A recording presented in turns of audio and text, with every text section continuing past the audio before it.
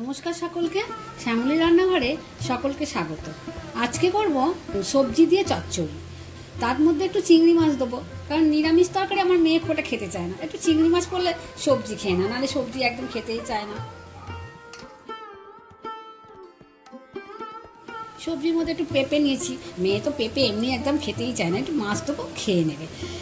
পেঁপে নিয়েছি, বরবটি আর কুমড়ো, একটু পেঁয়াজ দিয়েছি, যেহেতু মাছ পড়বে পেঁয়াজ না দিলে ভালো লাগে না। এই যে সেই চিংড়ি মাছ, এগুলো ভেজে ওর মধ্যে দিয়ে দেবো।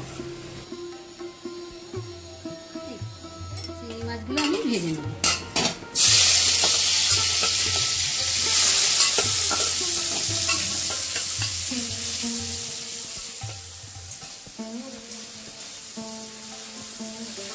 চিংড়ি মাছ খুব বেশি ভাজার দরকার নেই, অল্প করে ভাজলেই ভালো হয়, নাহলে শক্ত হয়ে যায়।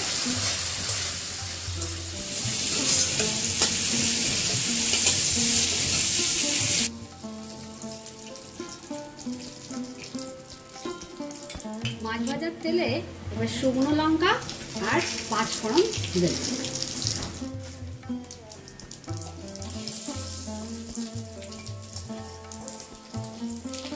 ওর মধ্যে পেঁয়াজগুলো দিয়ে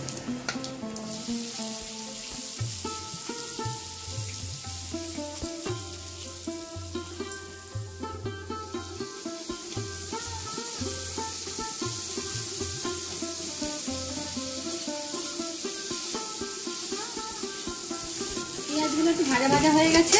এবার আমি এর মধ্যে সবজিগুলো দিয়ে দেব। আগে পেঁপেটা দিচ্ছি, কারণ পেঁপে একটু সিদ্ধ হতে সময় লাগে তো।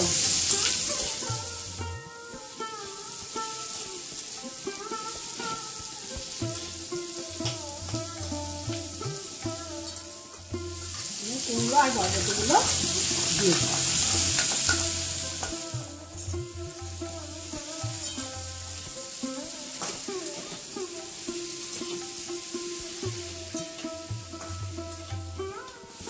দিয়ে ভালো করে একটু ভেজে নেব।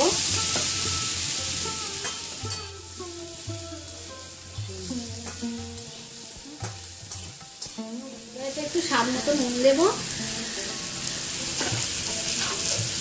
আর হলুদ।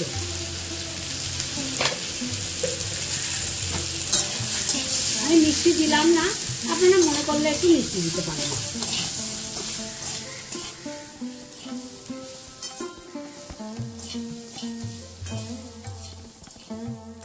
এবার মাছগুলো দিয়ে দেবো।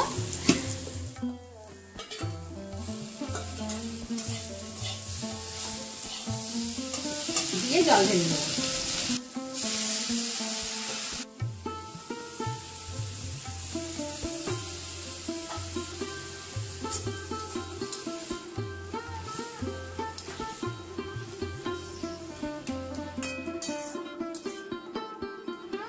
এবার একটু চাপা দিয়ে 10 মিনিট ফুটিয়ে নেব, তাহলেই রান্নাটা কমপ্লিট হয়েছে।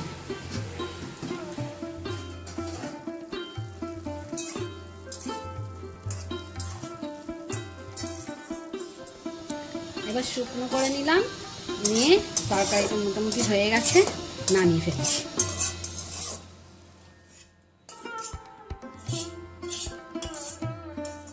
আজকের রান্না তৈরি।